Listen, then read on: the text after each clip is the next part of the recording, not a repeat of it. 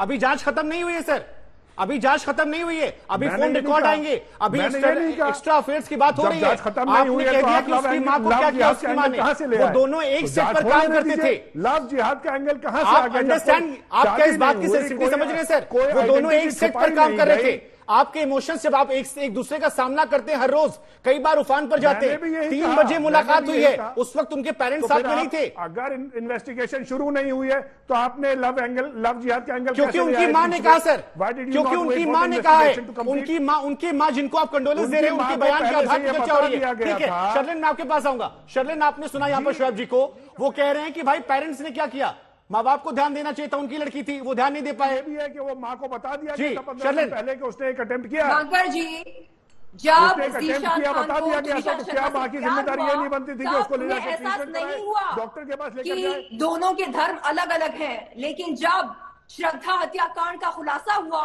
तब अचानक ज़ीशान को एहसास हुआ कि वो मुसलमान है और उनकी प्रेमिका हिंदू। ये क्या बात हुई? इस बात में कोई सेंस नहीं है। अचानक ऐसा होता है क्या?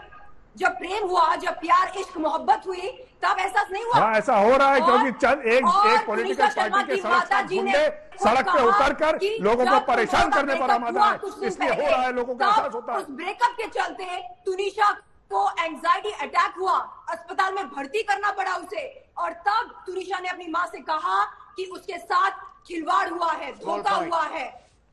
जी yes, ठीक है शर्मा ने ऐसा कहा। नसीर साहब के पास मैं आऊं, उससे पहले बस आदमी छोटा सा रिएक्शन, आप क्या कहना चाह रही थी? आप कुछ ऐड करना चाह रही थी? जी, यहाँ पर ये कहना चाहती हूँ कि उनकी मदर से पूछा नहीं जाना चाहिए, उनकी मदर को जस्टिस मिलना चाहिए। उन्होंने अपनी बेटी को खोया है। और जो यहाँ पर बैठ के पैनलिस्ट बोल रहे हैं ना, breakup and divorce is normal, you are right, breakup and divorces may be normal, लेकिन religion based breakups are not normal, taking leading into suicide, और ये नॉर्मल होना भी नहीं चाहिए। मेरी अपील है संपूर्ण समाज से कि इसे नॉर्मल ना बनने दे, इसके खिलाफ आवाज उठानी होगी।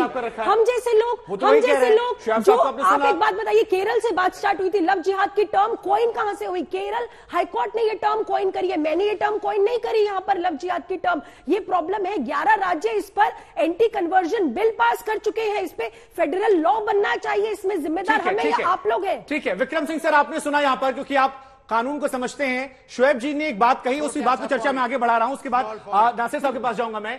उन्होंने कहा कि अगर लड़की के मां बाप को इन्फॉर्म कर दिया गया था तो फिर लड़की के मां बाप की जिम्मेदारी थी, उसमें तो वो दोष एक तरीके से उन्हीं पर मरते नजर आ रहे। आप उनकी बात को कैसे देख रहे हैं, जो बात शोएब जी ने कही?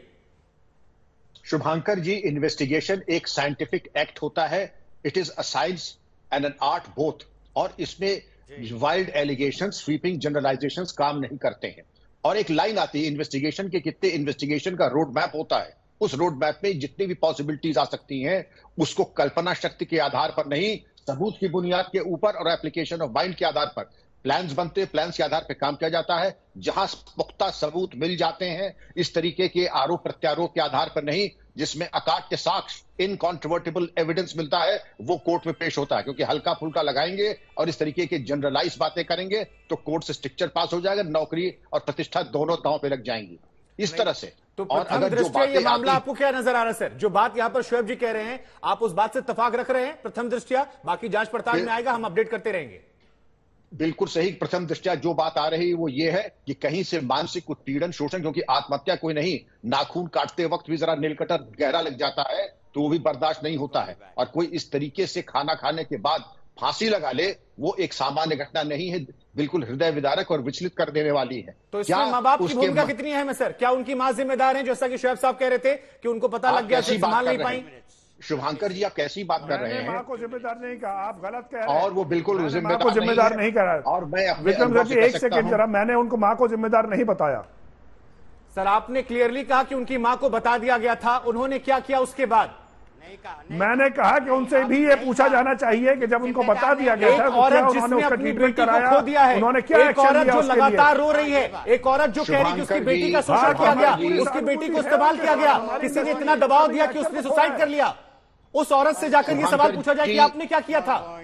आप ये कह रहे हैं? शुभांकर जी, ये सवाल ही गलत है। मां से ज्यादा कोई नहीं है और ये सवाल ही गलत है, और ये सवाल ही गलत है। मैं सवाल को ही गलत मानता हूं। मां से ज्यादा हितैषी और शुभ चिंतक कोई विश्व में हो नहीं सकता है। और सब कुछ होने के बाद हम कह रहे हैं कि सस्पिशन की सुई मां की तरफ जा रही है? जी नहीं। अब मैं बता दूं अपने अनुभव से, अगर मैं विवेचक होता तो सबसे पहले जीशान और उसके बैकग्राउंड के बारे में जांच करता, उसके बाद कोई बात अपने मुंह से आगे निकालता। नसीर साहब शायद इस बात से इत्तेफाक नहीं रखते। नसीर साहब, आप कुछ कहना चाह रहे थे?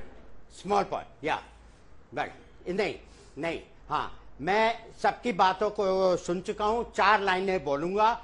बहुत सारी बातें आई हैं जो कि मैं सुन चुका हूं। एक तो ये कि वो मिल करके खाना खा रहे थे 3 बजे के आसपास, उसके बाद उनका एक बड़ा आर्ग्यूमेंट भी हुआ था, उसके 20 मिनट के बाद ये हादसा हुआ। बहुत सारी बातें आ रही हैं, ये भी आ रही हैं कि वो अस्पताल में एडमिट हुई थी एंजाइटी अटैक की वजह से, जो कि उनका जो रिश्ता जो ये कि टूट रहा था, उसकी वजह से वो बहुत स्ट्रेस ले रही थी, बहुत ही टेंशन में थी। बहुत सी बातें आ रही हैं, लव जिहाद भी आ रहा है जिसमें मैं बिल्कुल यकीन नहीं करता, फिर भी देख लेंगे, हमें नहीं मालूम। हम यहाँ पे छोटी छोटी सी अपनी राय जो है पेश कर रहे हैं। अल्टीमेटली पुलिस वालों को पुख्ता सबूत मिलेगा।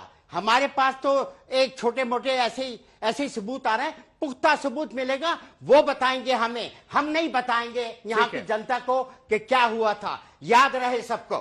ठीक है, Thank दामिनी you. चोपड़ा जी, एक शर्लिन आ रहा हूं मैं आपके पास। में यकीन नहीं करते तो जो लड़कियां सूटकेस में पाई जा रही शर्लिन, हैं, फ्रिज में पाई जा रही हैं, अब ये शर्लिन मेरे पीछे पड़ी है।